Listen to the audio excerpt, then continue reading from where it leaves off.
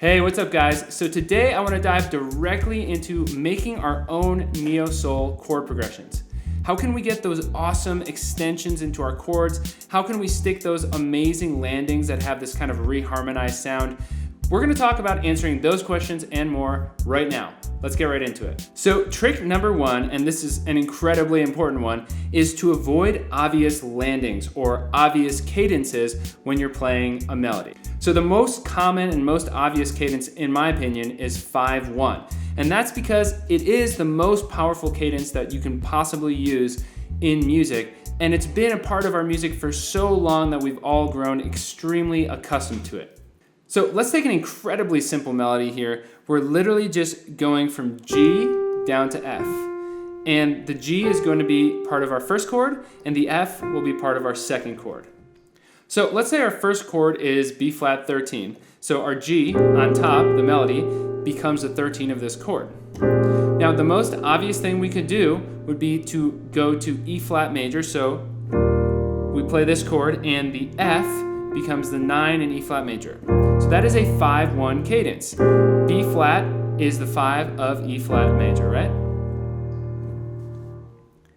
So essentially, we're just going to do a really basic reharm here so that we don't land on a 1 chord, which is the obvious place to land.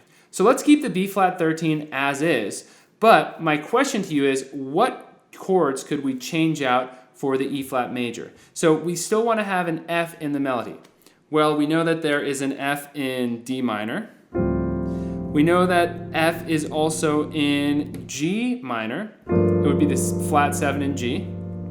We know that F could actually be the 13 in A flat, so we could do an A flat 13 or an A flat sus chord. So those are just a few options, but why don't we take a quick listen to how some of those sound. So here's B flat 13 to D minor. Cool, I actually love how that sounds already. Here's B flat 13 to A flat sus. Cool. That also sounds awesome to me. All right, guys, so I'm just gonna mess around with using different bass note intervals, okay? So I'm gonna maybe sometimes move up a minor third, maybe sometimes just a half step, but rarely will you see me do something like a 5-1, okay?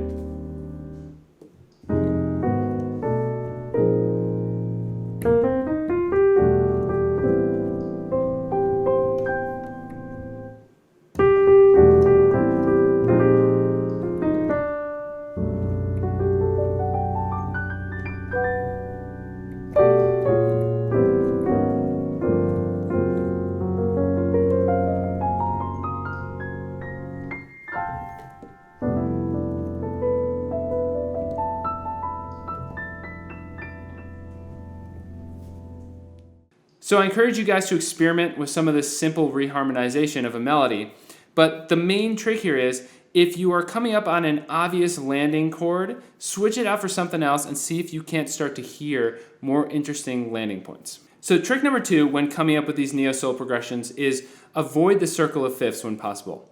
Super quick, for those of you that don't know, the circle of fifths, without going into too much detail, is essentially this concept that we can constantly have a note be the 5 of the next note if we simply move up in force. So here's a C.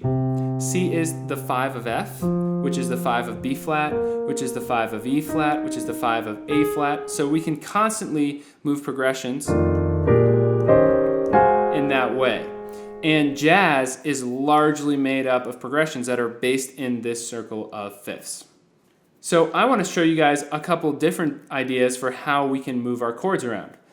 What if we move them around in minor thirds, or in other words, by the interval of a minor third? That's how we can get a sound like this. I'm just going to take an F minor 9 chord and just move it up in minor thirds. And back down. All right, so now let's throw it off a little bit. Let's do up a minor third, up a half step, and then up a minor third. And let's throw some other chords in there. So let's do F major 9, and then we'll move it up to A flat major 9. But now we're going to move up the interval of a half step to A sus, and then we'll move up another minor third interval in the bass to C sus, back down from C to A, minor third, down a half step, A flat major 9, back down a minor third to F major 9.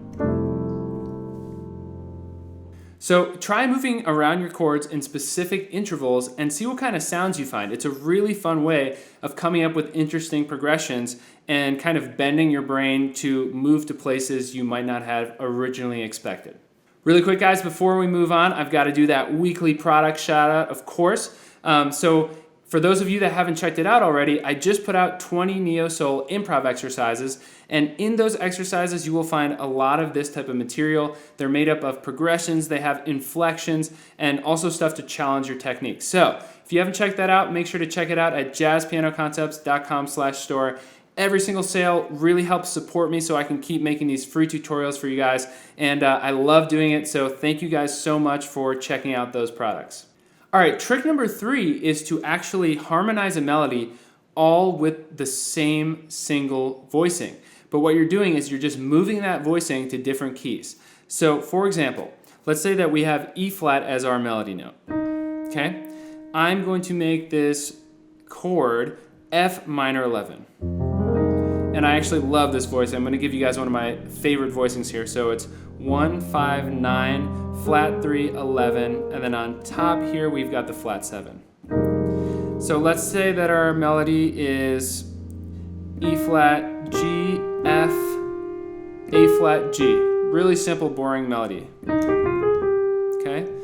I'm going to harmonize that whole melody with this same voicing, just moving it so that the top note or the melody is always the flat 7. So let's see.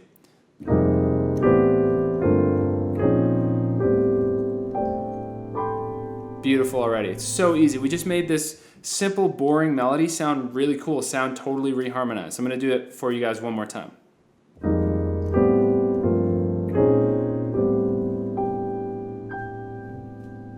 So again, if that wasn't clear, the melody note is always the flat 7 or the top note of the voicing. Now, of course, you can do this with other voicings as well. So let's make the top note actually a major 7. So we'll be playing an E major 7 voicing here, okay? So we're always going to keep the top note the major 7. So from bottom to top of this voicing, we've got 1, 5, 9, major 3rd, and finally major 7. All right, so let's harmonize this melody again, this basic melody, with these major 7 chords.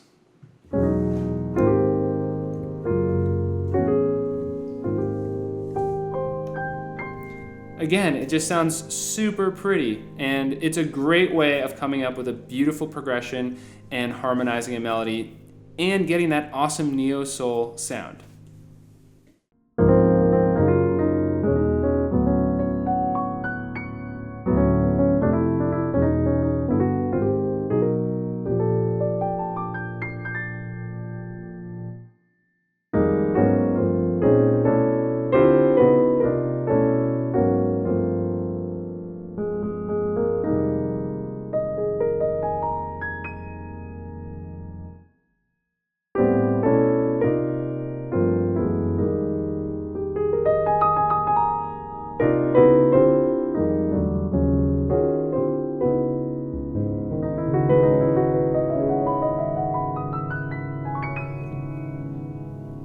So obviously, as you get more comfortable with this, you can actually improvise progressions just by thinking about what that melody note is in your right hand pinky.